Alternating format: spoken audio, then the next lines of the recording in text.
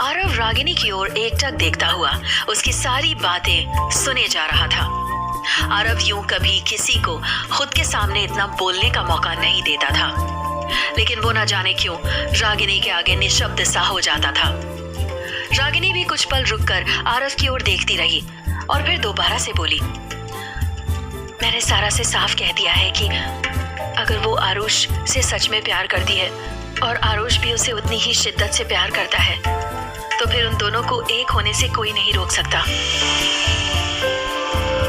अब तो आरव अपनी आंखें बड़ी करके बड़े ध्यान से रागिनी की ओर देखने लगा। रागिनी की बातों ने उसे झकझोर कर रख दिया था। आरव रागिनी की ओर देखता रहा और रागिनी अपनी बात खत्म करके वहां से चली गई। अगले दिन सुबह आरव घर से ऑफिस निकलने के बजाय सीधे मिस्टर दीक्षित से मिलने के लिए निकल पड़ा। आरव को जैसे ही ये पता लगा कि मिस्टर दीक्षित की बेटी पिछले कुछ दिन से गायब है, तुरंत ही उसके दिमाग में कई तरह के ख्याल चलने लगे थे। अचानक से दीक्षित की बेटी का गायब होना और फिर उनका बोर्ड मेंबर्स की मीटिंग बुलाकर उसके खिलाफ वोटिंग करना, ये दोनों चीजें आपस में कनेक्टेड हैं। आरव को इस बात पर पूरा भरोसा था। आरव ने रास्ते से अपने ऑफिस मैनेजर रितेश को कॉल किया और बोला, रितेश, मिस्टर दीक्षित की बेटी के बारे में तुम्हें कुछ पता चला? आरव ने सवाल किया। नहीं सर, अभी कुछ खास नहीं पता चला है, लेकिन अभी तक दीक्षित जी ने कोई एफआईआर दर्ज नहीं की है। मैंने पुलिस स्टेशन से ये पता किया है। दूसरी तरफ से रितेश ने जवाब दिया, ठीक है, एक काम करो, तुम जरा दीक्षित का कॉल रिकॉर्ड निकालो। अगर किसी ने उसकी बेटी को किडनैप किया है तो फिर जरूर उसके पास कॉल आई होगी। ओके सर, मैं पता करता हूँ। रितेश से बात करते करते आरव मिस्टर दीक्षित के ऑफिस पहुंच गया। गाड़ी जैसे ही ऑफिस एरिया के पार्किंग में पहुंची, आरव ने फोन रख दिया और फिर गाड़ी से उतरकर ऑफिस के भीतर जाने लगा। दीक्षित जी को बोलिए कि आरव सिंह मेवाड़ मिलने के लिए आया है। आरव ने रिसेप्शन डेस्क पर बैठे शख्स की ओर देखते हुए कहा। आरव के कहते ही उस रिसेप्शनिस्ट ने झट से फोन घुमा दिया। अगले कुछ ही सेकंड में उसने फोन रखते हुए आरव से कहा, सर, अभी दीक्षित सर किसी से नहीं मिलना चाहते। उनको बोला तुमने कि मैं आरव उनसे मिलने के लिए आया हूँ? आरव ने अपनी भौहें टेढ़ी करते हुए सवाल किया। जी, बता दिया है, लेकिन वो भी किसी से भी नहीं मिलना चाहते। रिसेप्शनिस्ट ने जवाब दिया। कैसे नहीं मिलना चाहते? आरव ने अपना दांत पीसते हुए कहा और फिर तुरंत ही दीक्षित के कैबिन की तरफ बढ़ गया। सर रुकिए, प्लीज रुकिए। रिसेप्शनिस्ट तेजी से आरव के पीछे भागा, लेकिन तब तक आरव दीक्षित के कैबिन में दाखिल हो चुका था। क्या हुआ दीक्षित जी, आप मुझे इग्नोर क्यों कर रहे हैं? आरव ने दीक्षित के सामने खड़े होकर उनसे सवाल किया। तब तक रिसेप्शनिस्ट कैबिन में आकर आरव के पीछे खड़ा हो गया। वो आरव का हाथ पकड़ने के लिए बढ़ा ही था कि मिस्टर दीक्षित ने उसे कमरे से बाहर जाने के लिए इशारा कर दिया। मिस्टर दीक्षित ने आरव की ओर देखते हुए जवाब दिया, मुझे आपसे कोई बात नहीं करनी है। तो आप ऐसा क्यों कर रहे हैं? आप मेरे खिलाफ वोटिंग क्यों करने जा रहे हैं? आरव ने झट से अगला सवाल दीक्षित जी के आगे रख दिया। दीक्षित ने भी अपना सिर दूसरी तरफ घुमाते हुए कहा, मैं इस बारे में कोई बात नहीं करना चाहता। आप बात नहीं करना चाहते या आप डर रहे हैं? अब आरव ने अपनी भौहें टेढ़ी करते हुए दीक्षित जी से सवाल किया। हाँ? दीक्षित जी दंग होकर आरव की ओर देखने लगे। डर? कैसा डर? आपको अपनी बेटी की फिक्र हो रही है ना, उसी की वजह से आप डरे हुए हैं, है ना? मिस्टर दीक्षित अब मानो रो पड़ेंगे। उनकी आंखों में आंसू भर आए। उन्होंने अपनी आंखों पर रखे हुए मोटे लेंस के चश्मे को उतारकर हाथ में ले लिया और फिर अपने आंसुओं को पोंछने लगे। उनको यूं रोता हुआ देखकर आरव झट से आगे बढ़कर उनके कंधे पर अपना हाथ रखते हुए बोला, देखिए दीक्षित जी, मेरे होते हुए आपको बिल्कुल भी परेशान होने की जरूरत नहीं है। बस आप मुझे सब कुछ सच सच बता दीजिए। मैं हमेशा से आपके साथ खड़ा हूँ। वो लोग मेरी बेटी को मार डालेंगे। अगर मैंने आपके खिलाफ वोटिंग ना करके आपको सीईओ की कुर्सी से ना हटाया, तो फिर वो मेरी बेटी की जान ले लेंगे। इतना कहते कहते मिस्टर दीक्षित आरव के कंधे पर सिर रखकर रोने लगे। आरव ने बड़ी मुश्किल से उन्हें अपने कंधे से उठाकर उनकी तरफ देखते हुए पूछा, कौन लोग? किसने आपकी बेटी को किडनैप किया है? मुझे नहीं पता, मुझे उनके बारे में कुछ नहीं पता है। बस उन्होंने इतना कहा कि जब तक मैं आपके खिलाफ वोटिंग करके आपको सीईओ की कुर्सी से हटा नहीं देता हूँ, तब तक वो लोग मेरी बेटी को नहीं छोड़ेंगे। और अगर इस बारे में पुलिस को इन्फॉर्म किया तो फिर वो मेरी बेटी की जान ले लेंगे।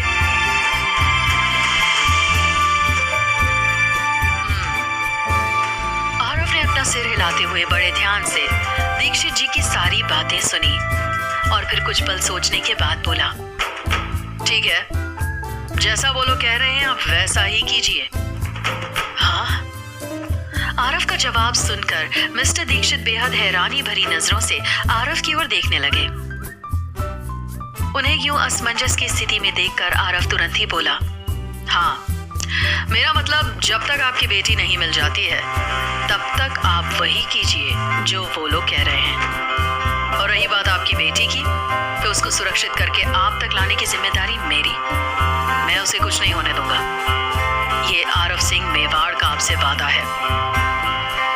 आरव ने अपनी बात खत्म की और फिर कुछ सोचता हुआ तुरंत वहां से बाहर निकल गया, जबकि मिस्टर दीक्षित उसे जाते हुए अवाक नजरों से देखते रह गए। आरव अभी दीक्षित के ऑफिस से निकलकर बाहर गाड़ी में बैठा ही था कि उसका फोन वाइब्रेट होने लगा। उसके फोन की स्क्रीन पर रागिनी का नाम लिखकर आ रहा था। रागिनी की कॉल देखकर आरव थोड़ा हैरान हो गया। हेलो। आरव ने कॉल रिसीव करके फोन को अपने कान से लगाया और फिर उसने ड्राइवर को गाड़ी ड्राइव करने का इशारा किया। जी, मुझे आपसे कुछ बात करनी है, क्या हम मिल सकते हैं? क्या बात करनी है? शाम को घर आकर करते हैं बात, अभी मैं बिजी हूँ। इतना कहते हुए आरव कॉल कट करने ही वाला था कि तभी रागिनी तपाक से बोली, नहीं, मुझे कुछ जरूरी बात करनी है, हमें अभी मिलना होगा और हम घर पर बात नहीं कर सकते। आरव अब सोच में पड़ गया था। उसे समझ में नहीं आ रहा था कि आखिर रागिनी को अभी कौन सी जरूरी बात करनी है। ठीक है, फिर 1 बजे मिलते हैं। मैं तुम्हें एक कैफे का एड्रेस मैसेज कर रहा हूँ। इतना कहकर आरव फोन कट करने ही वाला था कि तभी रागिनी बोली, आरव जी, अब क्या हुआ? आरव ने चिढ़ते हुए सवाल किया। वो मुझे कहना था कि आई लव यू। रागिनी ने जल्दी से कहा और फिर तुरंत फोन रख दिया। आरव स्तब्ध रह गया। उसे समझ में नहीं आ रहा था कि आखिर रागिनी ने फोन रखते रखते अचानक से आई लव यू क्यों कह दिया। रागिनी ने आज तक उसके साथ इस तरह से बिहेव तो नहीं किया था, लेकिन आज उसे न जाने क्या हुआ था। आरव रागिनी की इस बात का कोई जवाब भले ही न दे पाया हो, लेकिन फिर भी उसके शरीर में अजीब सी सरसराहट हो रही थी। अगर रागिनी ने फोन न कट किया होता तो वो जरूर उस पर चिल्ला देता, लेकिन अब फोन रखने के बाद उसे मन ही मन अजीब सी खुशी का एहसास हो रहा था। रागिनी को एड्रेस मैसेज करते वक्त उसकी उंगलियां तो सिर्फ एड्रेस ही टाइप कर रही थी, लेकिन उसके दिमाग में अभी भी रागिनी का आई लव यू ही घूम रहा था। लेकिन फिर भी आरव ने रागिनी को कोई जवाब नहीं दिया। रागिनी को एड्रेस मैसेज करने के बाद उसने तुरंत ही अपने ऑफिस मैनेजर रितेश को कॉल कर दिया। हेलो रितेश, तुम एक काम करो, दीक्षित का पूरा कॉल रिकॉर्ड निकालो और उसके फोन को टैप करना भी शुरू कर दो। दीक्षित जी की बेटी बहुत बड़ी प्रॉब्लम में है, उसको किसी ने किडनैप करके रखा हुआ है और हमें जल्द से जल्द किडनैपर का पता लगाना है। Okay sir. रितेश ने अपना सिर हिलाते हुए जवाब दिया। मुझे पूरा यकीन है किडनैपर जो भी हो वो कोई करीबी ही है, कोई अंदर का ही है जो ये सब कर रहा है। आरव ने कुछ सोचते हुए कहा और फिर फोन रख दिया। इसके बाद आरव ने ड्राइवर को गाड़ी ओल्ड स्कूल कैफे की तरफ मोड़ने का इशारा कर दिया। जब जब आरव कैफे पहुंचा तो वहां पर रागिनी पहले से ही पहुंच चुकी थी। आरव को देखते ही रागिनी हल्का शर्मा गई। उसने फोन पर आरव को आई लव यू बोल तो दिया था, लेकिन वो अभी भी इस सोच में डूबी हुई थी कि आरव को ये सब सुनकर कैसा लगा होगा। चलें। आरव ने रागिनी के ठीक सामने आते हुए उसे भीतर चलने के लिए इशारा किया। हाँ जी चलिए, रागिनी ने अपना सिर हिलाते हुए जवाब दिया और फिर वो दोनों कैफे के भीतर जाने के लिए चल पड़ी। अब रागिनी के भीतर पहले जैसी असहजता नहीं रह गई थी। अब वो बहुत कंफर्टेबल होकर कैफे के भीतर बैठी हुई थी, लेकिन वो शर्म के मारे आरव से नजरें नहीं मिला पा रही थी। हाँ बोलो, क्या बात करनी थी तुम्हें? आरव ने रागिनी की ओर देखते हुए सवाल किया। जी वो दरअसल जब मैं आपसे फोन पर बात कर रही थी तो वहां पर सारा आ गई थी और वो मुझसे बार बार हमारे रिश्ते को लेकर सवाल कर रही थी। अभी रागिनी अपनी बात पूरी खत्म करती उससे पहले ही आरव बोल पड़ा। तो तुमने क्या जवाब दिया? जी वही तो बता रही हूँ, रागिनी ने अपनी बड़ी बड़ी आंखों से आरव को देखते हुए कहा। फिर हमारे बीच प्यार है ये दिखाने के लिए ही मुझे उसके सामने आपको आई लव यू बोलना पड़ा। आरव ने बड़े ध्यान से रागिनी की बात सुनी। रागिनी का जवाब सुनकर आरव को हल्का धक्का सा लगा, लेकिन उसने अपनी इस स्थिति को रागिनी के सामने जाहिर नहीं होने दिया। अच्छा तो तुम यही जरूरी बात करने के लिए यहाँ आई थी? आरव ने उसकी ओर देखते हुए सवाल किया। जी नहीं, वो तो मैं सारा और आरुष के बारे में बात करने के लिए आई थी। सारा के बारे में क्या बात करनी है? अब मैं उसको बोल तो चुका हूँ। देखिए आरुष बहुत अच्छा लड़का है और वो दोनों एक दूसरे से प्यार भी करते हैं, तो मुझे लगता है कि उन दोनों। क्या लगता है तुमको? हाँ? आरव थोड़े गुस्से से भरे लहजे में बोला। प्यार कुछ नहीं होता, ये दुनिया बस मतलब की है। यहाँ सब बस जरूरत के साथ ही हैं। एक बार जरूरत खत्म हो जाए उसके बाद हर कोई अपना रंग दिखा देता है। और वैसे भी जिस लड़के के साथ होते हुए भी मेरी बहन को मदद के लिए मुझे बुलाना पड़ा, वो कभी भी उसके लिए ठीक नहीं हो सकता है। प्यार जैसे शब्दों के लिए आरव के मन में कोई जगह नहीं थी। वो इसे बस एक ऐसे रिश्ते के तौर पर देखता था जिसमें दो लोग अपने निजी स्वार्थ के लिए जुड़े होते हैं।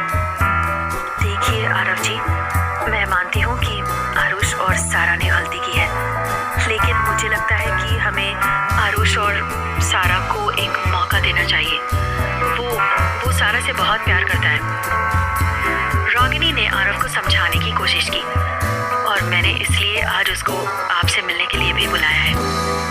हाँ? आरव शॉक्ड होकर रागिनी की ओर देखने लगा और तभी उसे दूसरी तरफ से सारा और आरुष एक साथ आते हुए दिखाई दिए। हेलो सर, आरुष ने वहां पहुंचते ही आरव की ओर देखते हुए कहा, जबकि सारा चुपचाप रागिनी के बगल में जाकर बैठ गई। उसके साथ आज पहली बार ऐसा हो रहा था कि वो आरव के सामने अपनी जुबान खोलने से भी डर रही थी। आज वो आरव से नजरें मिलाने की भी हिम्मत नहीं जुटा पा रही थी। आरव भी सारा की इस असहजता को नोटिस कर रहा था। आई एम सॉरी सर, उस दिन के लिए। उस दिन हमें ऐसे ड्रिंक करके ड्राइव नहीं करनी चाहिए थी। आरुष ने बेहद विनम्रता के साथ आरव से बोलना शुरू किया। ठीक है, आरव ने अपना सिर हिलाते हुए कहा और फिर अपने सामने रखे कॉफी का कप को उठाकर सिप गटक गया और फिर बड़े ध्यान से उस लड़के को घूरते हुए बोला, तुम्हारा पूरा नाम क्या है? आरुष खन्ना। अभी आरुष ने जवाब दिया ही था कि आरव का फोन वाइब्रेट होने लगा। उसके पास रितेश की कॉल आ रही थी, लेकिन आरव ने फोन की तरफ एक नजर देखा और उसे इग्नोर करके फिर वापस से आरव की ओर बड़े ध्यान से देखने लगा। तो मिस्टर आरुष खन्ना, आपको ये ध्यान रखना है कि मेरी बहन को आपकी वजह से कभी कोई तकलीफ नहीं होनी चाहिए, वरना मैं आपको बहुत तकलीफ दे दूंगा। इतना कहकर आरव अपनी जगह पर उठ खड़ा हुआ और वहां से मुड़कर वापस जाने लगा। आरुष अवाक होकर आरव की ओर देखने लगा, जबकि सारा के चेहरे पर थोड़ा सुकून छा गया था। फिर से आरव के फोन वाइब्रेट होने की आवाज सुनाई देने लगी। भैया। सारा भागते हुए आरव के पास आई और उसके गले से लग गई। आरव ने सारा के सर पर हाथ फेर दिया और फिर तुरंत ही वहां से निकल गया। हाँ रितेश, बोलो क्या बात है? आरव ने कैफे के बाहर निकलते ही रितेश के पास कॉल करके उससे सवाल किया। सर शायद हमें दीक्षित की बेटी का लोकेशन मिल गया है। दूसरी तरफ से रितेश बेहद हड़बड़ाहट के साथ बोला, कैसे और वो है कहाँ? आरव ने भी बेहद उत्सुकता भरे लहजे में पूछा। सर, आपने दीक्षित का फोन टैप करने के लिए कहा था ना, तो मैंने पुलिस डिपार्टमेंट से कांटेक्ट करके दीक्षित का कॉल टैप करवा दिया था। इधर 2-3 दिनों से दीक्षित के पास एक नए नंबर से बहुत कॉल आ रही है और उस नए नंबर का लोकेशन भी एक ही जगह पर है। इसलिए मुझे लग रहा है कि ये किडनैपर ही है और वहीं से कॉल कर रहा है जहाँ पर दीक्षित की बेटी को रखा गया है। आरव अपना सिर हिलाते हुए बड़े ध्यान से उसकी सारी बातें सुन रहा था। सारी बात ध्यान से सुनने के बाद उसने रितेश से कहा, ठीक है, तुम उसका एग्जैक्ट लोकेशन मुझे सेंड करो। कल बोर्ड मेंबर्स की वोटिंग होने वाली है और उससे पहले मुझे दीक्षित की बेटी को सही सलामत उसके पास पहुंचाना है, वरना सब कुछ हाथ से चला जाएगा। एक बार ये दीक्षित की बेटी मिल जाए, उसके बाद तो फिर मैं ये पता लगा के रहूंगा कि इन सब के पीछे किसका हाथ है। आरव ने अपने दांत पीसते हुए कहा और फिर तुरंत अपनी गाड़ी की तरफ बढ़ गया। आरव सीधे उस लोकेशन पर पहुंचा जहां से दीक्षित जी के पास लगातार कॉल्स जा रही थी। ये शहर से काफी बाहर का सुनसान सा इलाका था। यहाँ पर कई सारी बहुमंजिला इमारतें नजर आ रही थी, लेकिन सारी बिल्डिंग्स आधी अधूरी सी थी। यहाँ पर दूर दूर तक किसी के भी होने का कोई संकेत नहीं मिल रहा था। आरव ने अपने फोन का लोकेशन ऑन कर लिया और फिर रितेश के भेजे हुए लोकेशन की ओर बढ़ने लगा। वो लोकेशन भी इन अधूरी पड़ी बिल्डिंग्स में से ही किसी एक बिल्डिंग की थी। आरव धीरे धीरे लोकेशन की ओर बढ़ने लगा। ये बिल्डिंग तकरीबन 10 मंजिल की थी और अब आरव धीरे धीरे सीढ़ियों से चढ़ते हुए ऊपर की तरफ बढ़ा। अभी वो कुछ सीढ़ियां चढ़ा ही था कि तभी उसके कानों में किसी गाड़ी के स्टार्ट होने की आवाज सुनाई पड़ी। आरव ने सीढ़ी से झांक कर देखा तो एक ब्लैक कलर की गाड़ी तेजी से बाहर की तरफ निकल गई। आरव को तुरंत आशंका हो गई कि ये गाड़ी उन्हीं किडनैपर्स की है और इसलिए वो जल्दी से सीढ़ी से लौटकर गाड़ी के पीछे दौड़ पड़ा। लेकिन तब तक वो गाड़ी उसकी नजरों से ओझल हो चुकी थी। धूल के बीच खोया हुआ आरव अपना हाथ मल कर रह गया था। इधर सारा और रागिनी कुछ देर तक आरुष के साथ कैफे में बैठी रही। अब तो आरव ने भी सारा और आरुष को एक दूसरे को और अच्छे से समझने के लिए एक मौका दे दिया था। ऐसे में वो दोनों बहुत खुश थे। दोनों ही इस काम के लिए रागिनी को थैंक्स बोलते नहीं थक रहे थे। रागिनी ने भी उन दोनों को समझाते हुए कहा, रिश्ता बनाने में सालों लग जाते हैं, लेकिन रिश्ते को तोड़ने के लिए कभी कभी कुछ पल ही काफी होते हैं। इसलिए आरव जी, इस बार सही है, तुम दोनों भी छोटे हो, इस रिश्ते को और समय दो। आरुष और सारा ने रागिनी की बात पर अपनी सहमति जताई और सब लोग अपने अपने घर के लिए निकल गए। जैसे ही सारा और रागिनी घर पहुंचे तो वहां पर अजीब सी हड़बड़ी का माहौल बना हुआ था। अभी ये दोनों घर के भीतर घुस ही रहे थे कि सामने से विकी आता हुआ दिखाई पड़ा। उसके साथ कोई डॉक्टर भी था और विकी उससे बेहद सीरियस होकर बात किए जा रहा था। घर से डॉक्टर को वापस जाते देख सारा और रागिनी एक दूसरे की ओर अवाक नजरों से देखने लगे। उन्हें समझ में नहीं आ रहा था कि आखिर घर में अब किसकी तबीयत खराब हो गई है। विकी भैया, क्या हुआ? घर में कोई बीमार है क्या? सारा ने जल्दी से आगे बढ़कर विकी की ओर देखते हुए उससे सवाल किया। हाँ, योगिता की तबीयत खराब है। विकी ने एक लाइन में जवाब दिया और फिर डॉक्टर से बात करते हुए आगे बढ़ गया। योगिता की तबीयत खराब है? रागिनी और सारा दोनों ही कंफ्यूज थे। अभी सुबह तक तो वो बिल्कुल ठीक थी, तो अब अचानक से उसे क्या हो गया? सारा और रागिनी जल्दी जल्दी कदम बढ़ाते हुए योगिता के कमरे में पहुंच गए। वहां पर वसुंधरा पहले से ही मौजूद थी। योगिता बेड पर लेटी हुई थी, जबकि वसुंधरा उसके ठीक बगल वाले बेड पर बैठी हुई थी। मॉम, क्या हुआ योगिता को? सारा ने चौंकते हुए सवाल किया, जबकि रागिनी बेहद अवाक होकर योगिता को ऊपर से लेकर नीचे तक देखे जा रही थी। योगिता प्रेग्नेंट है, ये माँ बनने वाली है। वसुंधरा ने रागिनी को बेहद अजीब सी नजरों से घूरते हुए जवाब दिया। उसका ये जवाब सुनकर जितनी हैरानी सारा को हुई, उससे ज्यादा हैरानी में रागिनी दिखाई पड़ रही थी।